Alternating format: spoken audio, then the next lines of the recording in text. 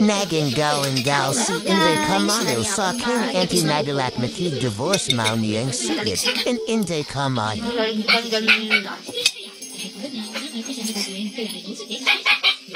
Bawal na magbilag niya dyan. Bawal maluya.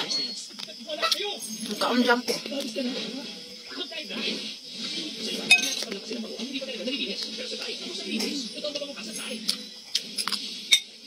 Ma'am, naay ka na paracetamol dala, ma?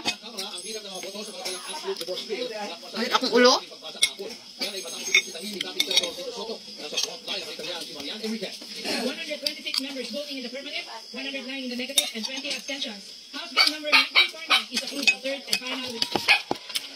Kaulan ko rin ni ganina, oy. Kaulan ni ganina. Absolute divorce bill.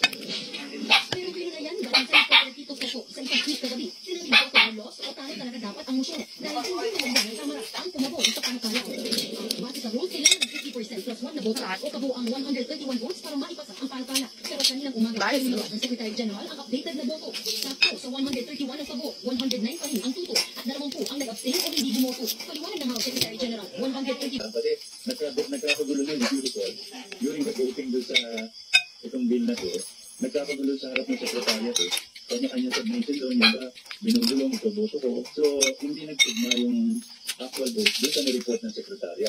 Which was immediately corrected naman. Kaya ayon kay Velasco, pasado ang panukalang divorce. So ngayon, nasa Senado na ang bola kung magpapatay. Bawal na magbilag niya. Maniniwala naman ang isa Makaon ka. ng panukala na si Albay Representative Ed Seligman na malaki ang pag-asang umusa ng absent divorce. Sabi na ko yung mag-alaga sa imo. Hindi ka pwede maluwi.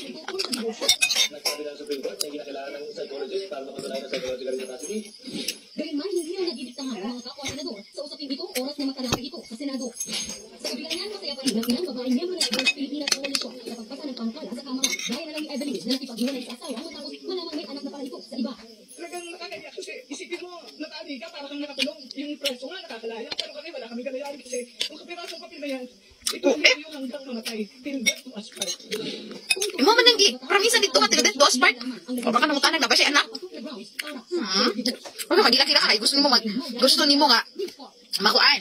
Maanaw mo nga kasal kay magpa-tildet dos part pud ka dito sa pikas. Pag man ang tildet dos part dito, another tildet dos part pud ka until you death.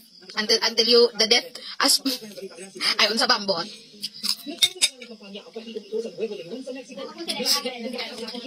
Ilak pa.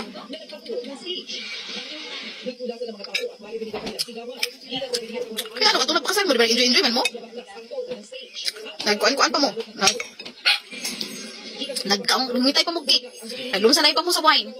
Tapos karon, kailangan ninyo makigbulag mo. Uy, naunsa. Kaya tungkol na lang sa anak. Or nakailain. Muna siya tingod. Whatever it is, ang imuhang partner, nung napilit, kapit na rin magipakasalan, kung naaba siya yung sidecar o wala, bawa ba ni mo na, that time na napakasal mo, grabe na rin makabugo o makabalungan na anak. Tapos karon, magkila-kila kay gusto, divorce, kaya nakatali, kaya nga, itong pagtalianay ninyo. Wala ka dito nag-aido-aido, wala ka dito nag-smile-smile ng ising-ising yung picture. Sa June 2, ang titigap ng presidential election. Actually, mo kabalo, kung sa iyang background auto, kasi yung naman na siya anak sa lahat. So, ibig sabihin, wala siya yun sa, may lang siya kulata. Gatong, yung kulata, yung babae, na, akay rason, pero wala, pagilong. O, iras ka sa point nga, maghila kayo mag-divorce pag-sure. Inaalam pa ang kabuang halaga ng pinusara. Ako na kayo kuha ni. Ako na kayo kuha ni, guys. At Andrea Brillantes, nakakalilig daw sa takbo ng kanyang karakter sa High Street. Ito'y pa ang makamunang kalitaan sa pagbalik ng Frontline Pilipinas. Kape. Look, my daughter's stuck. Once again, Brenda falls down. Oh, she's a fast learner. Juice and Enzo, that's about how I give Na, mo nang ipaskas na kapil na ipiyahang. Yung anak, na may pagkakila. Mama man ka, ilab ni mo kung saan na siya. Aso nga sila kayo gisang kita, wala siya ng babae, ganon. Mommy, no problem. Whatever, no shake formula ka. Pero na, pag gina nyo kaya paglaban nyo hang No shake, ang galing ang relasyon din. Yan, ay pag ginakila ka, hindi mo maanan.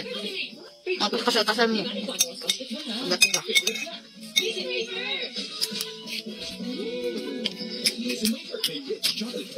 masawod si cheese o kwan. Masawod siya o gano nga, dapat ibabaan na lang. Para maka-afford tong nanghilak na gusto nag-divorce. So, kung toxic pinag mo, go. Ngayon pang piliton kung toxic na ka, diba?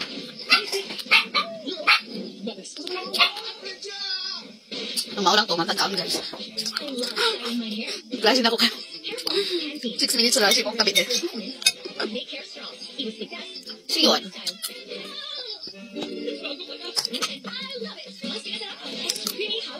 Follow Inde Camayo. Follow Inde Camayo.